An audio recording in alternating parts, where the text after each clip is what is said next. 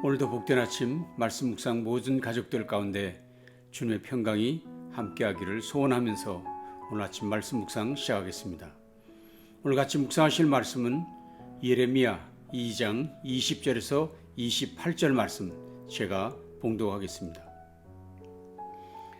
내가 옛적부터 내 멍에를 꺾고 내 결박을 끊으며 말하기를 나는 순종하지 아니하리라 하고 모든 높은 산 위에서와 모든 푸른 나무 아래서 너는 몸을 굽혀 행음하는도다. 내가 너를 순전한 참 종자 곧 귀한 포도나무로 심었거늘 내게 대하여 이방 포도나무의 악한 가지가 되면 어찜 됨이냐. 주 여호와의 말씀이니라. 내가 잿물로 스스로 씻으며 내가 많은 비누를 쓸지라도 네 죄악이 내 앞에 그대로 있으리니 내가 어찌 말하기를 나는 더럽히지 아니하였다 바알들의 뒤를 따르지 아니하였다 하겠느냐. 골짜기 속에 있는 내 길을 보라. 내 행한 바를 알 것이니라. 발이 빠른 암낙타가 그의 길을 어지러이 달리는 것과 같았으며 너는 광야에 익숙한 들 암나귀들이 그들의 성령이 일어남으로 헐떡거림 같았도다. 그 발전기에 누가 그것을 막으리요. 그것을 찾는 것들이 수고하지 아니하고 그 발전기에 만나리라. 내가 또 말하기를 내 발을 제어하여 벗은 발이 되게 하지 말며 목을 가라게 하지 말라 하였으나 오직 너는 말하기를 아니라 이는 헛된 말이라. 내가 이방 신들을 사랑하였은즉 그를 따라 가겠노라 하도다.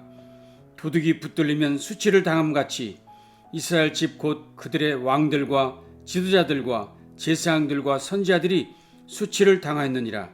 그들이 나무를 향하여 너는 나의 아버지라 하며 돌을 향하여 너는 나를 낳았다 하고 그들의 등을 내게로 돌리고 그들의 얼굴은 내게로 향하지 아니하였다가 그들이 환난을 당할 때는 이르기를 일어나 우리를 구원하소서 하리라. 너를 위하여 내가 만든 내 신들이 어디 있느냐. 그들이 내가 환난을 당할 때 구원할 수 있으면 일어날 것이나 유다여 너의 신들이 너의 성읍수와 같도다. 아멘. 오늘 우리가 이 아침 주목하고 있는 예레미야서는 선지서 중 두 번째로 소개된 이사야서 다음으로 긴 성경입니다. 물론 장수로는 이사야가 제일 길지만 내용상으로는 이사야보다 예레미야서가 더 깁니다. 이사야서가 전체 1292절인데 비해서 예레미야서는 1364절이나 되고 예레미야 애가서까지 합치면 무려 1518절이나 되니 선지서 중에 가장 긴 내용이라고 할 수 있습니다.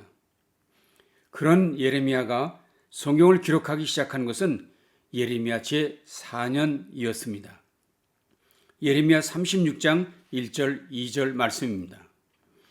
유다의 요시야 왕의 아들 여호야김 제4년에 여호와께로부터 예레미야에게 말씀이 임하니라. 이르시되 너는 두루마리 책을 가져다가 내가 네게 말하던 날 곧 요시야의 날부터 오늘까지 이스라엘과 유다와 모든 나라에 대하여 내가 네게 일러준 모든 말을 거기에 기록하라 말씀하셨습니다.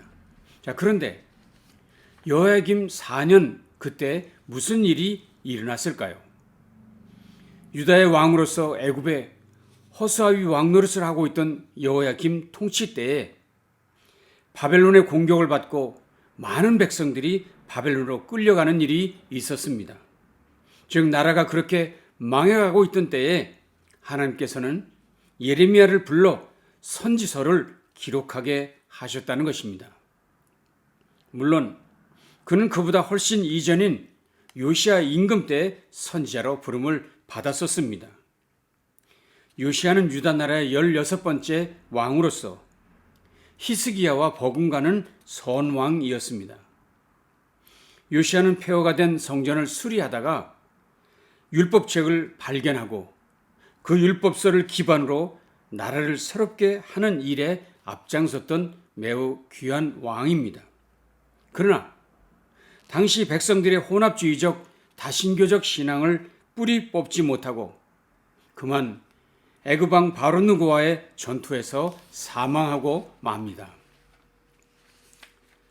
결국 요시야 왕은 종교개혁을 완성하지 못한 채 죽음을 맞이한 것입니다.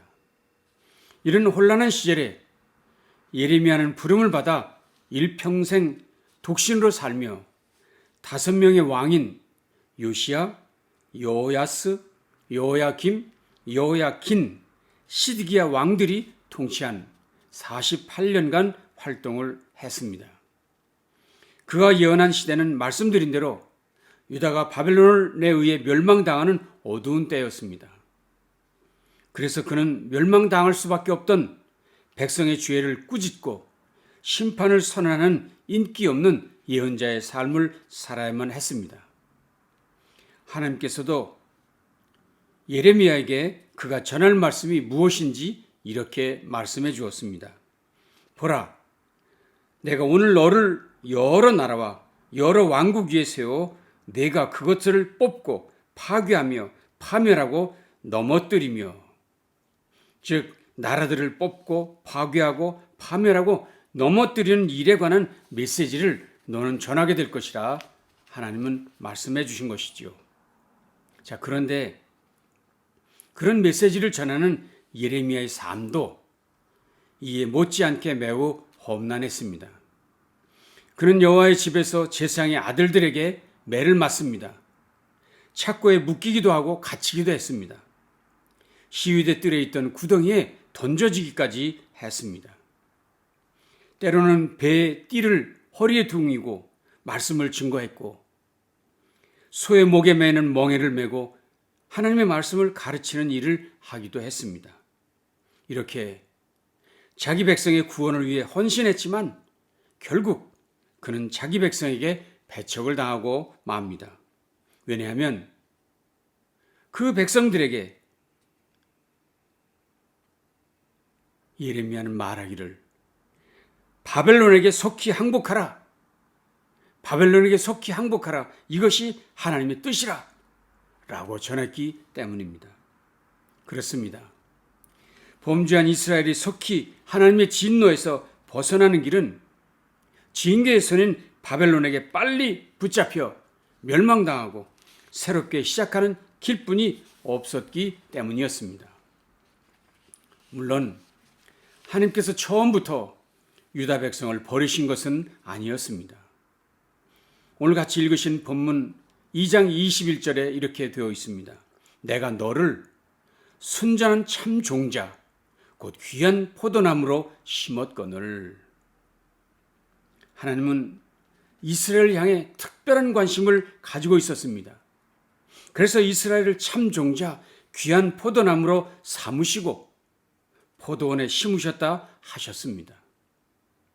그래서 과연 이스라엘 백성은 천하의 어떤 백성보다 많은 사랑을 받았습니다.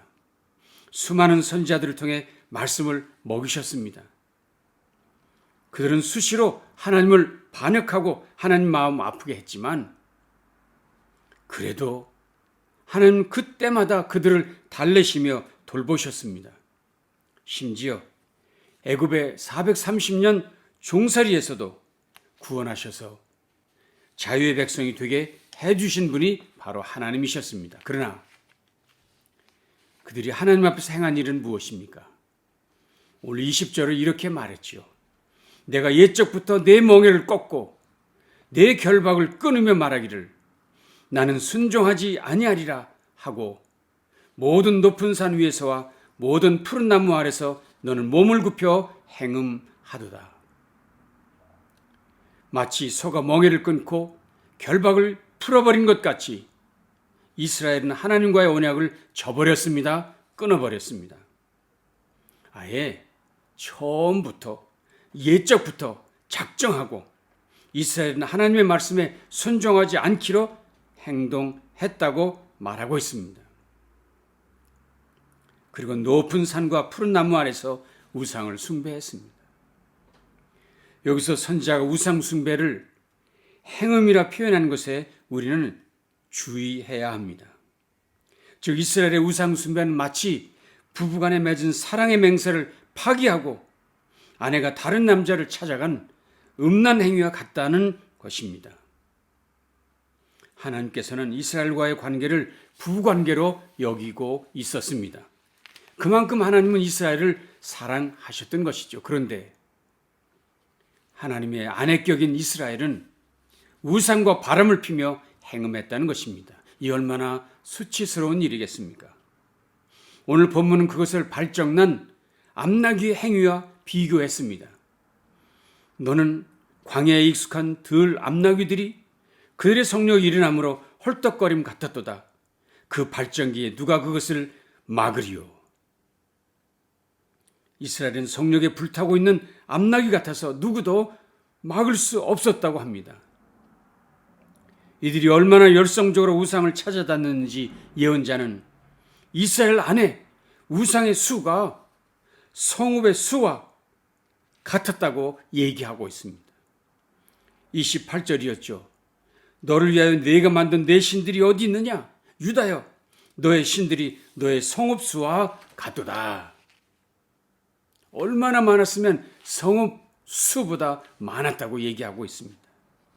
심지어 그들은 모든 나무들 밑에 가서 이렇게 말했습니다. 당신은 나의 아버지요. 그들은 모든 돌을 향하여서는 당신은 나의 어머니요라고 하며 절했다고 했습니다. 27절이었죠. 그들이 나무들을 향하여 너는 나의 아버지라 하며 돌을 향하여 너는 나를 낳았다. 나무와 돌들을 향해 나의 아버지요 어머니라 했다는 것입니다. 그렇게 하나님을 떠나 우상에게 절하면서도 그들은 태연하게 이렇게 말했습니다. 나는 더럽히지 아니하였다. 바알들의 뒤를 따르지 아니하였다.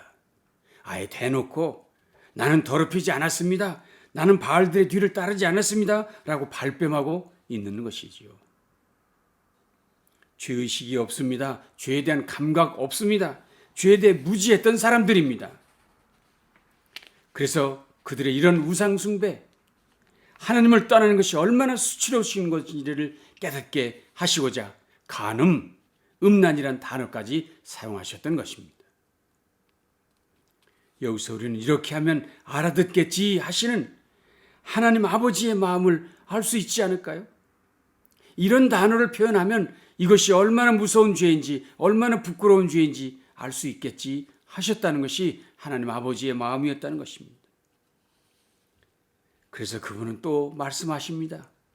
그런 짓은 부부간에도 지을 수 없는 악행인 것처럼 하나님을 배반하고 우상을 섬기는 일은 하나님 앞에서도 씻을 수 없는 일이라 22절에서 말씀합니다. 주 여호와의 말씀이니라 내가 잿물로 스스로 씻으며 내가 많은 비누로 씻을지라도 내 죄악이 내 앞에 그대로 있으리니. 그런 죄악, 하나님을 배반하는 죄는 무엇으로도 정결케 할 수 없는 죄라 하셨습니다. 하나님 앞에서 지워지지 않을 죄라고까지 말씀을 하셨습니다. 그런데 참으로 안타까운 것은 이런 백성들을 책망하고 가르쳐야 할 지도자들이 그 책임을 다하지 않았다는 것입니다. 26절이었죠. 도둑이 붙들리면 수치를 당한 같이 이스라엘 집 곧 그들의 왕들과 지도자들과 제사장들과 선지자들이 수치를 당하였느니라. 무슨 말입니까? 이렇게 백성들이 타락하는 일에 왕들과 지도자들 물론 제사장들과 선지자들에게 책임이 있고 결국은 그들 모두가 수치를 당하고 말게 될 것이라 하는 것입니다. 여기서 이런 생각을 해봅니다.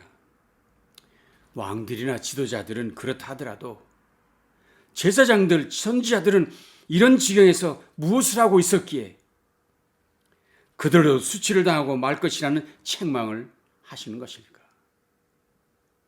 도대체 제사장들이나 선지자들은 백성들이 그들이 그렇게 배반의 길을 갈 때 뭘 하고 있었는가 하는 이야기입니다. 그러니 책임을 다하지 못한 지도자들이 누구보다 먼저 수치를 당하게 되는 것은 당연합니다. 결국 이런 수치는 유다의 마지막 왕 시드기야에게서 실현되었습니다. 시드기야는 그의 두 눈이 뽑히고 사슬에 묶여 많은 백성들 앞에서 바벨론으로 끌려가고 드디어 나라는 망하게 되고 마는 일에서 이 말씀이 입증되고 말았습니다. 여기서 우리는 매우 중대한 교훈을 얻습니다. 나라의 전망, 흥망성쇠는 여호와 하나님과의 관계에 달려있다는 사실. 백성들이 하나님을 배반하고 우상을 섬기면 결국 나라도 백성도 모두 망하고 만다는 것. 이것이 성경적 교훈이라는 사실입니다. 하나님을 배반하는 일, 하나님 없는 삶을 사는 일은 단순한 일이 아닙니다. 조금 불편한 일이 아닙니다. 별일 없는 그저 그런 일이 아닙니다. 분명 성경은 하나님 없는 삶, 하나님 배반하는 삶은 멸망의 일이라고 규정하고 있기 때문입니다. 그래서 하나님께서는 예레미야를 통해 말씀하십니다. 정 그런 일을 깨닫지 못한다면 멸망당해야만 하겠다. 요즘 말로 하면 한번 망해봐야 알겠냐? 그렇다면 속히 망한 것이 답이다. 라고 말씀하는 것입니다. 무섭습니다. 두렵습니다. 왜 이것이 이렇게 중요합니까? 그렇게 하는 것은 하나님의 사랑에 대한 배신이기 때문입니다. 그렇게 하는 것은 씻을 수 없는 더러움이기 때문입니다. 그렇게 하는 것은 수치를 부르는 어리석음이기 때문입니다. 그래서 이제 하나님께서는 백성들에게 간절히 호소하십니다. 골짜기 속에 있는 너의 길을 보라. 내 행한 바를 알 것이니라. 하나님께서 지금 말씀하십니다. 지금 내가 어디에 서 있느냐? 너의 신앙의 모습은 과연 어떠한지를 뒤돌아보라고 말씀하십니다. 수없이 타협하며 살아온 우리들의 삶을 돌아보고 회개하라 말씀합니다. 어지러이 이리저리 흔들리며 살아왔던 우리의 삶을 돌아보아야 한다고 이야기하고 있습니다.